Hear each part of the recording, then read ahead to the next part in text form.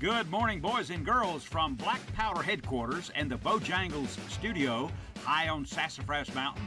CVA presents Real Tree Radio. Welcome to a brand new, unused Saturday morning.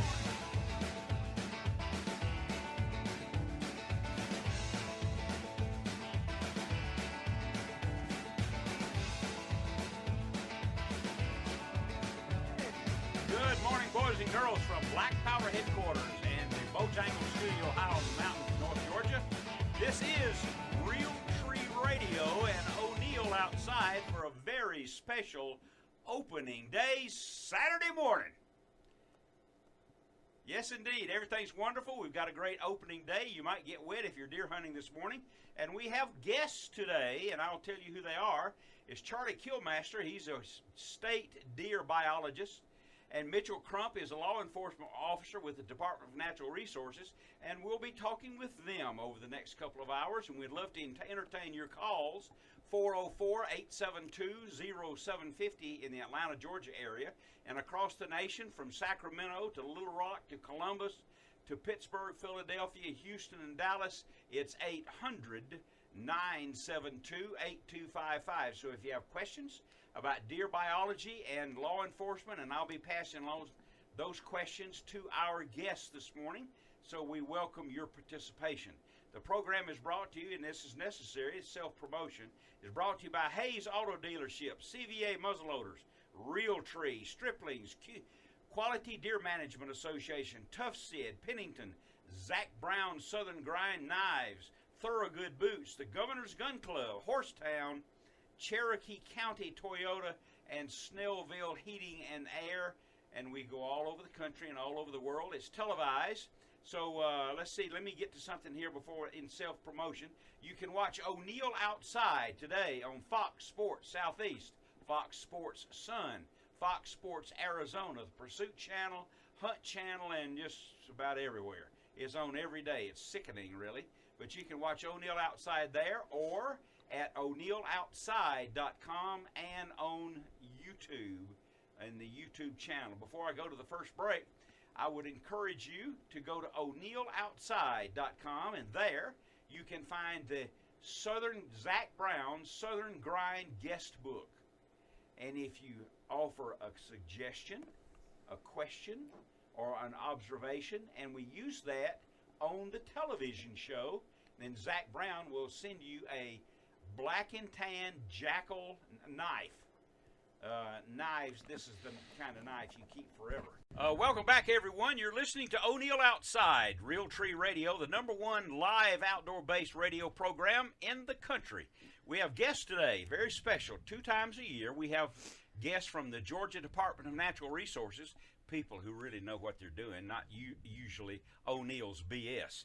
So I want to introduce to you Charlie Killmaster, and Charlie is a Georgia state deer biologist. So take over. What does a state deer biologist do, Charlie?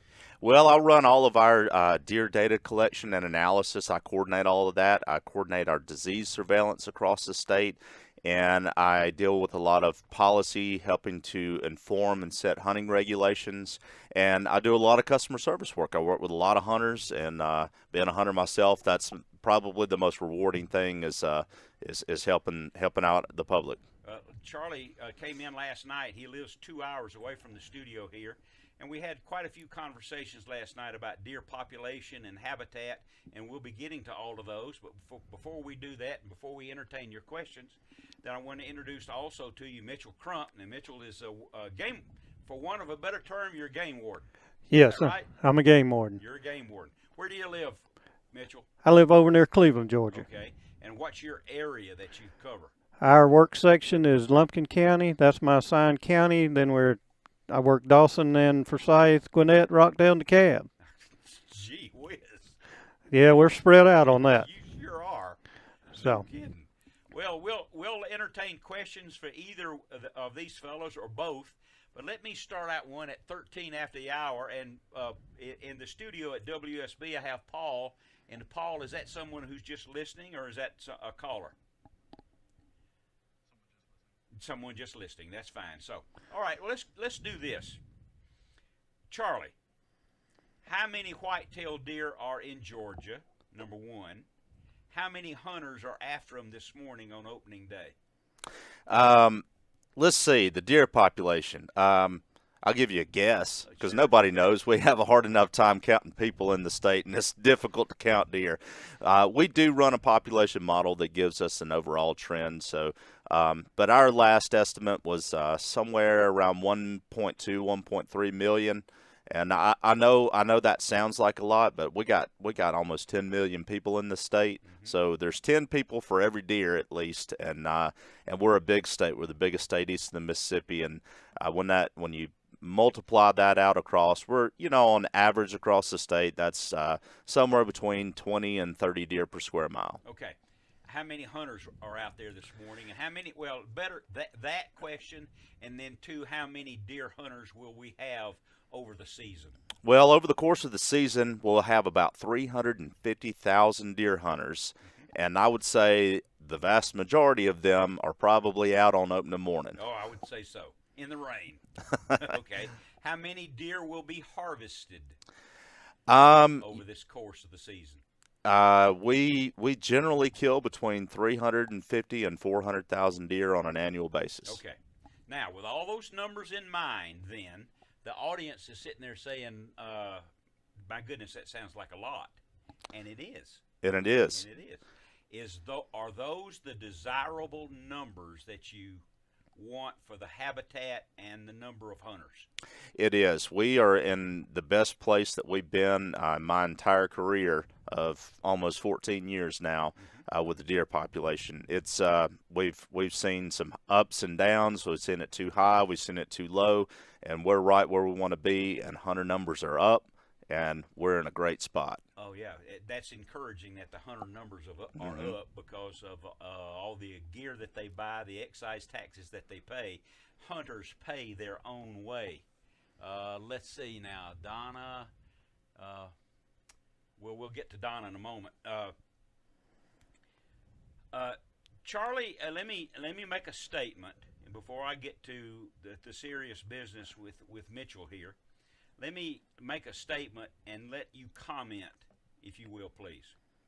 It's my belief that over the last 20 years, more scoreable, big white-tailed deer that have set records across the country, not just Georgia, more records have been set in the last 20 years than the previous 100 years. How is that possible? Well, there's a couple of yes, it is. There's a couple of different things going on. Number one, there's a lot more interest in getting deer scored, and you can score a deer no matter how, if it was shot 50, 60 years ago, you could still bring it and get it scored. But on the whole, we have seen since wildlife restoration, since we restocked deer to the southeast that ended in the 1970s, we had lower deer populations back then, and then we saw deer populations in a very short window of time from about 1975 to 1985 just skyrocket and grow exponentially, and we remained in a state of overabundance, too many deer from the late 1980s all the way till about 2005. Too many. Okay. Too many. All right. And so when you have too many deer out on the landscape, it doesn't leave very much food out there for all of them to grow big antlers. And then when we got the population under control, we saw antler quality go back up.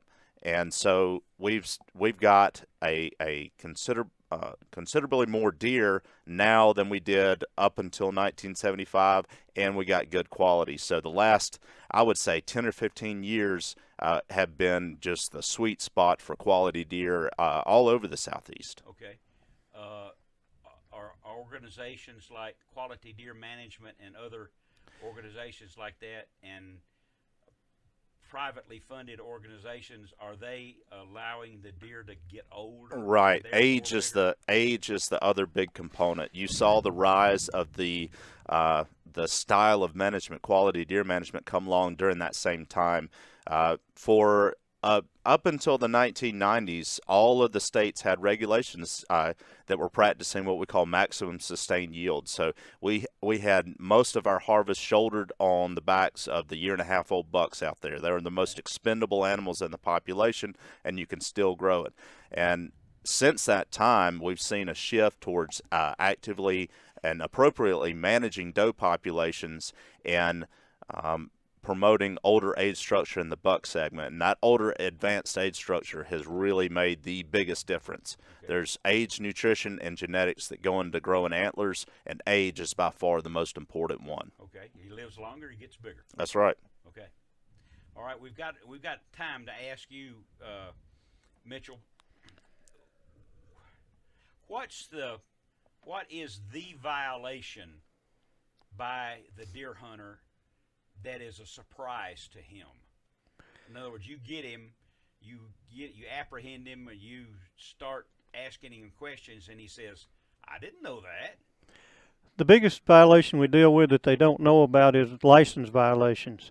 They go and attempt to buy what they think they need and really don't know, and end up with something they don't need, or they Not don't enough. not enough. Okay. So That's the biggest surprise That- violation. that is the biggest surprise violation. And that doesn't necessarily mean for you're going to slap them with a fine and a citation and everything if they are they have sincerely tried to do the right thing. Huh? If we feel like that they are, making an effort and trying to not evade the law, then we generally, issue a warning or even assist them. We can now go in our trucks with the computer system and help them obtain the license they need. So, Good idea. Good You know. idea. It tickles me sometimes and surprises me. It's like, there's the game warden. And I say, great, there's the game warden. well, A friend indeed. we're not out there to really, don't get me wrong, I'll write a ticket if it's needed. Sure. But I would prefer to help you get a license or help you understand than I would to just write you a ticket. Yeah. Okay. Well, we have more questions for our guests. I hope this is right down the alley for you guys headed for the woods today. Let me tell you, the telephone numbers are 404-872-0750. 800-972-8255 outside the Atlanta calling area. If you have questions about law enforcement, the deer population, whatever state in which you live, the whitetail don't know where they live, do they? No. Okay. And we can entertain those questions. This is O'Neill with O'Neill Outside, presents to you every Saturday morning, Real Tree Radio. Well, welcome back, 25 after the hour, and before we get to the subsequent conversations with Mitchell and with Charlie, let's entertain a question which have some application with Donna is calling on O'Neill Outside and Real Tree Radio. Good morning, Donna. Good morning again. We have spoken before. Yes, we have. I'm the woman that wants to get rid of coyotes. Yeah, a lot of people do. Yes, I heard a report on WSB yesterday that a gentleman called in and said he'd caught 4 outside of Roswell.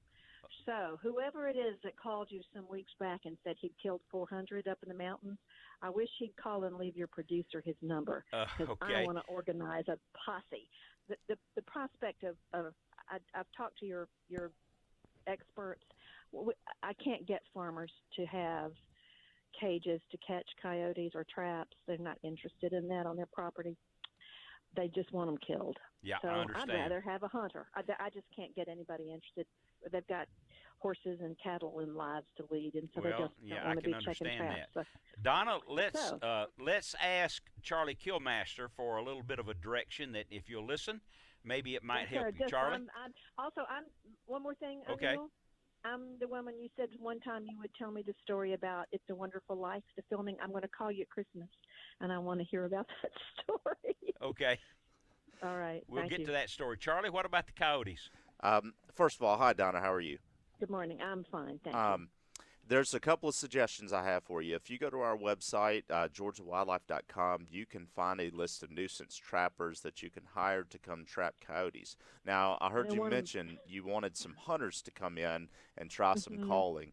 The best avenue that I would suggest for that is to go and do a search for the Georgia Outdoor News Forum and create yourself a username where you can interact with the people on that forum. There is a predator hunting forum on there, and that will put you in direct contact with a lot of people that recreationally hunt not only coyotes but foxes and bobcats. that are going to be experienced. And there should be some hunters in the area. If you have a place for them to hunt, you could go there and see if you can find somebody to come out and help you with the problem. And what would be that destination again, Charlie? Georgia Outdoor News Forum. Okay, Georgia Outdoor News Magazine. Right, Forum. they have a magazine, but they've also got a web forum, and it's got I would say a high percentage of the hunters in Georgia actively participate in that forum. Okay. How about that, Great. Donna? Thank you, sir. I'll try. Yeah, Appreciate it. Have a good morning. Good luck. Okay. Appreciate it. You Bye. bet. There's Donna has a coyote problem. We all do. Why, Charlie? Well, we years ago we got rid of our native canid, the red wolf. It was the major one of the apex predators that dominated the eastern United States. And when we did that, we left an ecological niche, and coyotes naturally expanded eastward and filled that niche. They're highly adaptable animals. There were also some limited introductions back in I don't know 50 to 75 years ago. People brought them in for fox hunting, and that kind of got them established in South Georgia. But then the major front was that eastward expansion from the western United States. They're smart critters, aren't they? They are. They are incredibly smart. They eat a very wide range of food sources, which makes them highly adaptable. We've got a vibrant population of coyotes in downtown Atlanta. So. He's basically a night feeder, isn't he? Well, not necessarily. They tend to be more active at night, but in areas where they're accustomed to humans, it's not uncommon to see them at any point during the day. I have seen them multiple times. I know there's a story. It's a repeated story, but a friend of a friend who was a farm or ranch manager in North Carolina. North Carolina, it's a farm. If it were in Texas, it'd be a ranch. Okay, and he was there every day, and he started trapping them. And and shooting them, because he had a rifle with him all the time, and before he killed 100, he trapped 2,000. Sounds like he was in an area that was a big travel corridor for transients. We classify coyotes in two different ways based on their behavior: residents and transients. Residents are generally male and female pairs that have set up shop and established a home range. Unpaired males and females, they stay on the go. They don't ever really establish a home range. They just stay moving until they find a mate to pair up with and set up shop.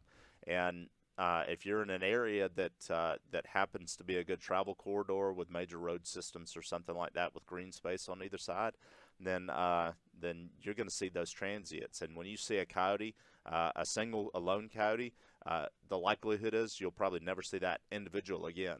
Should we shoot him? Well, that depends on whether or not they're causing you a problem. I see. I recommend that you evaluate your deer population parameters, look at your fawn recruitment rates with camera surveys, and determine if you have a problem before you expend the effort or the expense trying to trap, because as you mentioned, it can be a ongoing nonstop process. Oh, absolutely. And coyotes are here to stay. Oh, yeah. And I tell people, why waste the effort if they're not causing you a problem, or if that problem can be mitigated by reducing your doe harvest or doing a combination of trapping, and that's in addition to reduced doe harvest. All of these guys on the way to the woods this morning are familiar with the coyote population wherever it is that they're hunting. Probably. Yep. Yeah, and shooting them from the deer stand, not doing you a whole lot of good. That's right. Might make you feel better, but I don't ruin a deer hunt shooting at a coyote. I wouldn't either. Okay, Mitchell. Yes. What's the biggest violation that's occurring in? Let's see, it's 4:30 in the morning. Sunrise is at 7, I guess. Slightly later. What's the biggest violation today? During the season? The biggest violation that's reoccurring, and like I said, is the people hunting without permission. I mean, bait's legal now in basically all the state except for, WMAs and federal lands. And there's a lot of violations that are more dangerous, like your night hunting and et cetera. but the one that reoccurs the most is hunting without permission. Give me some examples of how far someone will go to have a place to hunt where they shouldn't be. Well, we have people that we know have gone on the tax maps and go up and find out whether it's owned by industries or anything else, or if it's a private landowner that's out of the state, and then they'll sometimes just take over the piece of property. They'll even put up posted signs and keep other people out so they can hunt illegally. So they get creative, shall we say. I would think so. I would think so. You, we haven't prepped anybody with questions or anything today. What would be a surprising encounter in your career of 10 plus or 14 or 15 years as a game warden? What would be a surprise encounter you'd like to tell us about? Well, that happens all the time. I mean, I dealt with one yesterday that a guy brought a bear in that he said fell off a cliff and got killed. And, you know, it could have happened, but bears don't normally fall down cliffs. But, you know, so I'm sorry, that's great. But so we run into a lot of adventures like that. I'll bet so. And the funny thing about it is some of them are true. Okay.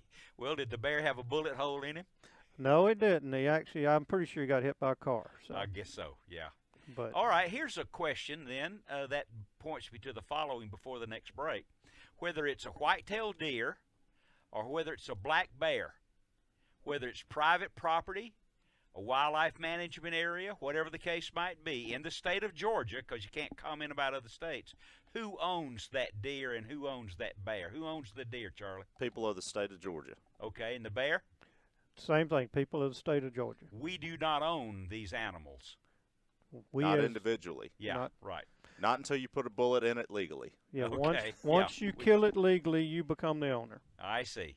Okay. But yeah, right, DNR. let's go back to this guy who just hit a deer in the highway, deer in the rut, or ran over that bear instead of falling off a cliff. Who owns that bear? Whoever finds it. Whoever finds it. Well, basically there's a procedure now, especially with a bear. You have to get a form filled out that says it's a roadkill bear, and then you can have it legally.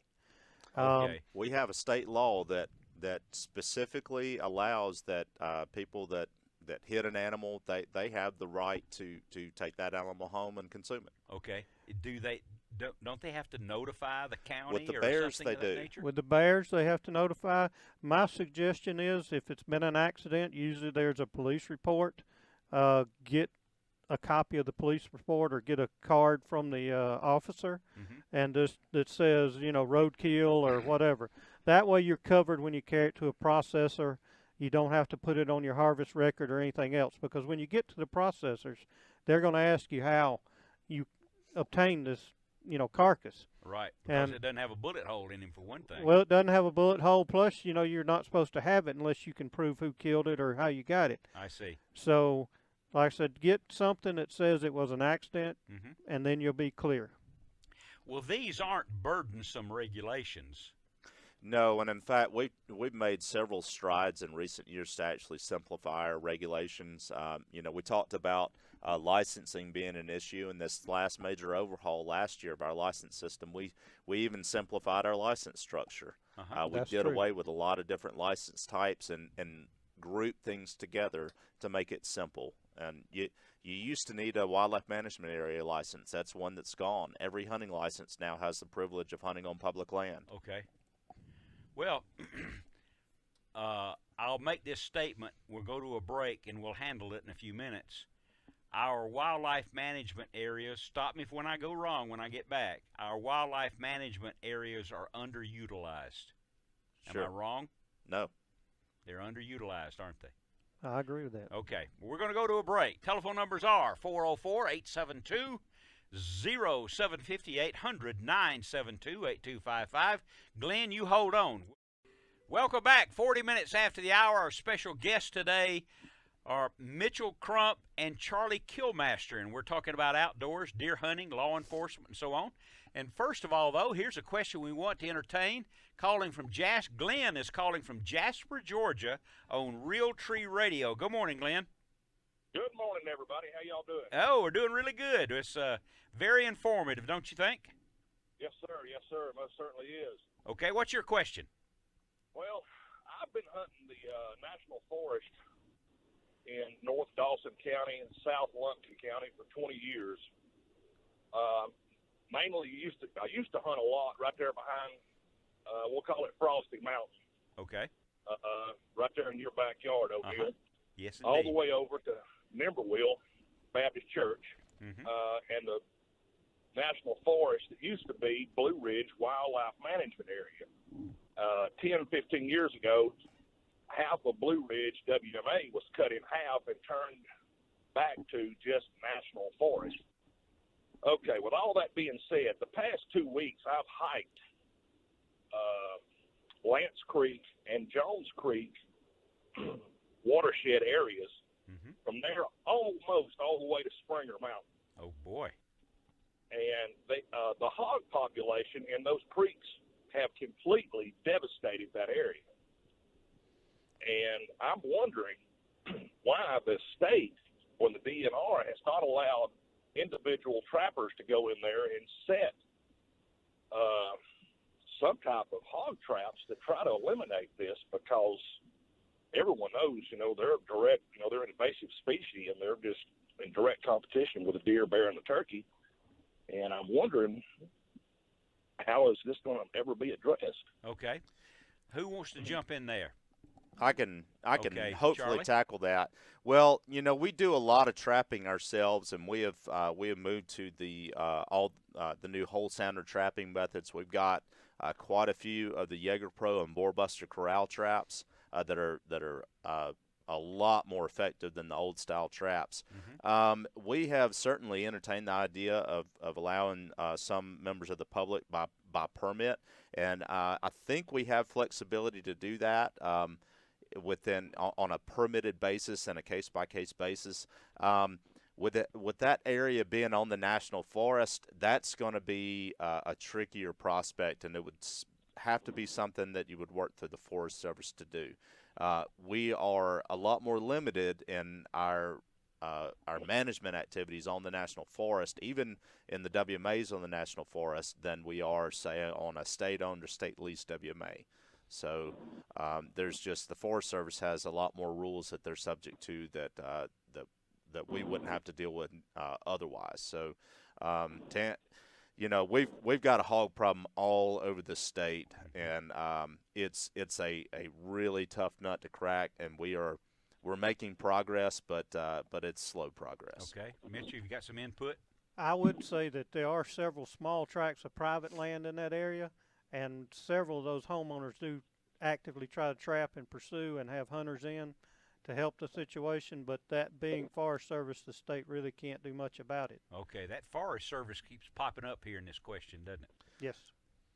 So, well, Glenn, I got to tell you, I'm not surprised that you're seeing so much sign.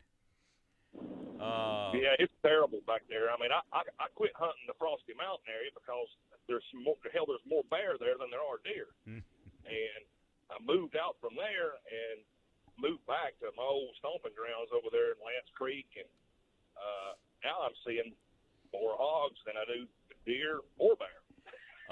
Without some kind of curtailment, the hogs run rampant. Yes, and well, I was wondering, you were saying this about the coyotes a few minutes ago about them being I forget the terminology that you used. It was either they were single or resident and transient. Yeah, would that same theory apply to the hogs? No, hogs are. We consider hogs to be generally nomadic. They do establish a home range, but they move with the food source. So generally, females travel in sounders with their offspring and their offspring's offspring. Boars tend to be a little bit more lone, or when they're younger, they roam with the sows. So they're just they're difficult to deal with. And you mentioned bears. You get 2 bear tags a year, and I encourage you to use them. That's right. We've got an awful lot of bears. Glenn, I appreciate the call, sir. Thank you. Y'all have a good day. You bet. There we go. Let me do that right there. Okay, have to manage this. 45 after the hour. Is there any connection to the sighting of a coyote while you're deer hunting today or through the season and the sighting of hogs in the area? Do you pull the trigger on either one? And it's effective. All right, you're sitting in a deer stand. Mm-hmm. You're sitting in a ground blind. You're sitting in a deer stand. Oh, my goodness, there's a hog. Yep. There's 2 or 3. Yeah, let's say there's a whole sounder out in front of you. Right. Oh, yeah, there's a mama and 6 or 8, okay? And do you start shooting? I say no. I say if you've got the ability to do so, you make a mental note of where that is. You come back and you start pre-baiting, you set a trap, and you wipe them all out. Uh-huh. Okay. I think so, too. We cannot hunt enough to control the hog population. I don't care if it's Alabama, Georgia, the Carolinas, Tennessee, no matter what, right? We have seen the hog population grow despite no closed season and no bag limits. Yep. Hunting is not an effective means of control. Hunting alone is not an effective means of control of pigs. Well, we don't spend enough time in the woods with a rifle in our hands. And well, we don't want to foul up our deer hunt. You know, you're talking about an animal that has, 10 times the reproductive capacity of deer. Mm-hmm. And we know that deer can get out of control if we don't shoot enough of them. Uh-huh. So, well, I know this doesn't work, but I've had this discussion with wildlife guys, but this was kind of impressive. From a mated pair, first round reproduction, and they all live, which is not likely, but they all live. And then the second round of reproduction, and the third round of reproduction. If they all live in 15 months, we will go from 2 to 108. Yep. That's not too wild. No, it's not.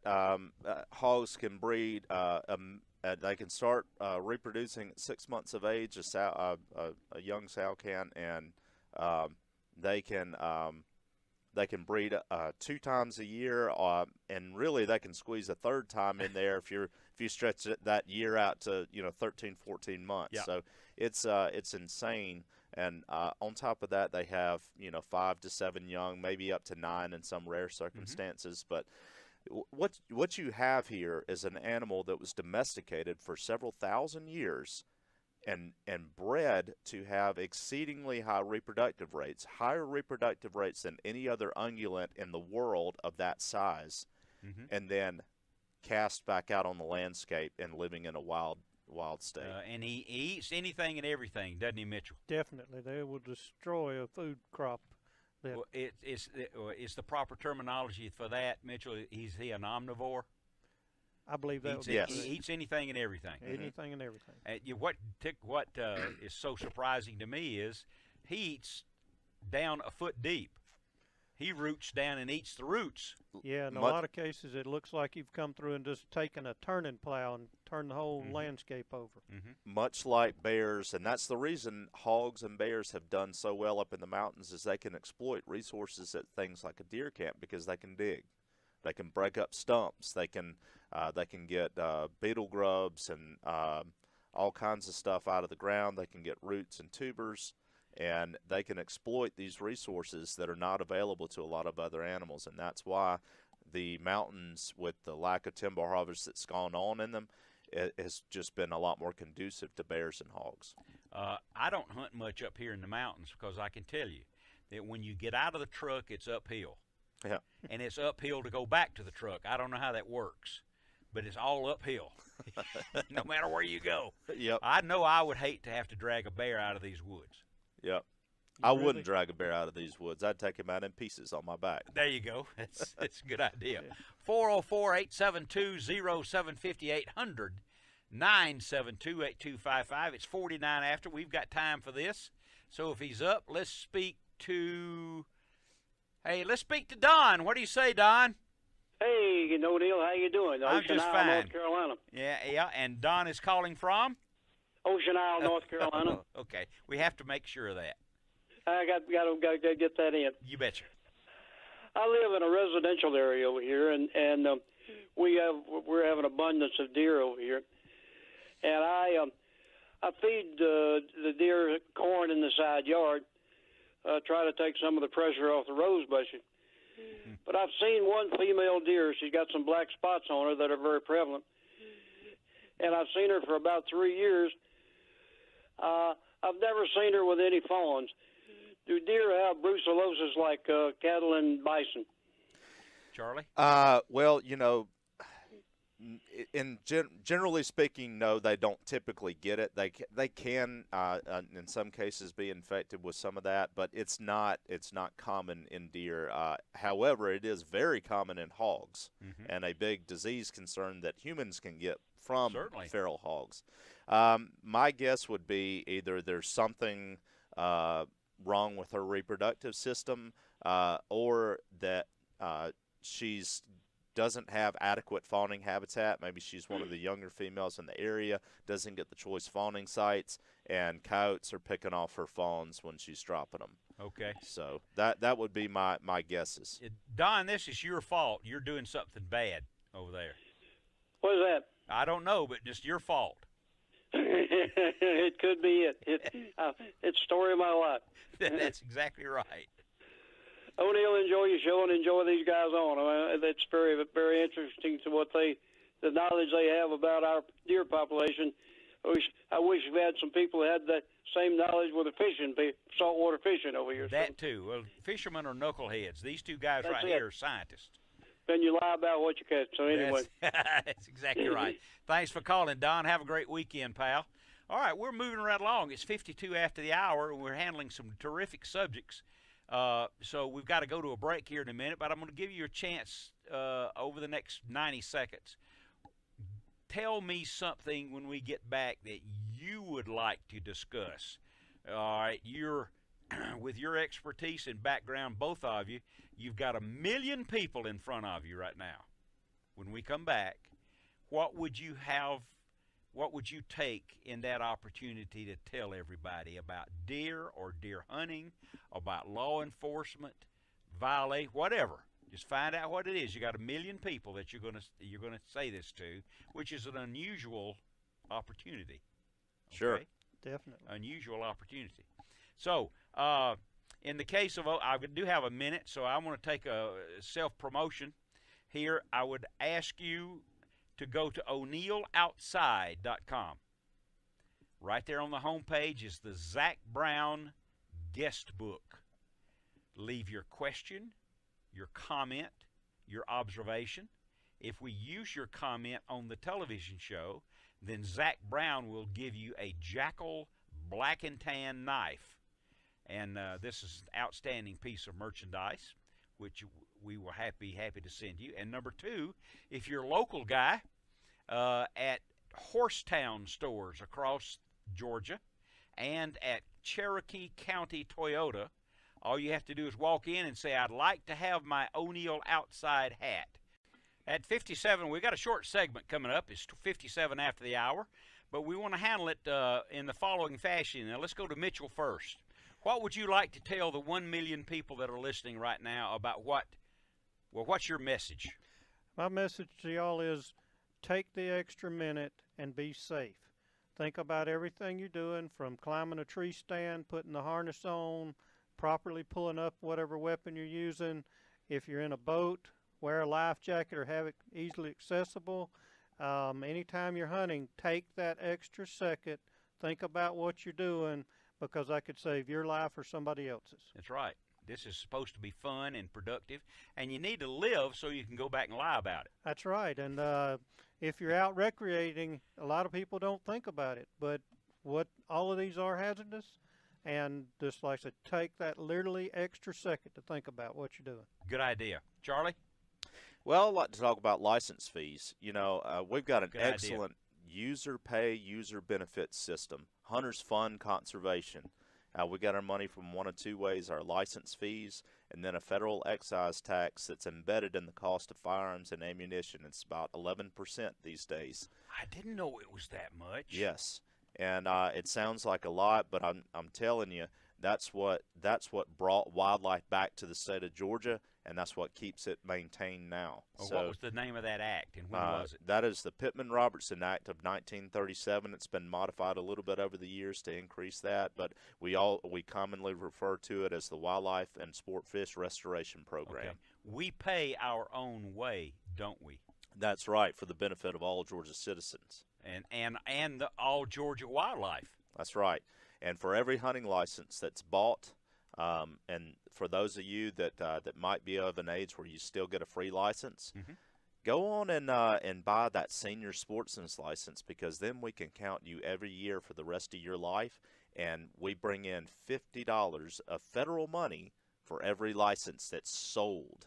Has to be sold. So any license that we give away doesn't count. Right. But if it's a purchased license, then we get to count, and we get to capture that $50 of federal money on an annual basis. I buy the license too. In principle, I buy the license also. And that, even though it's a nominal fee to get that, once you're over a certain age, it really brings in a lot of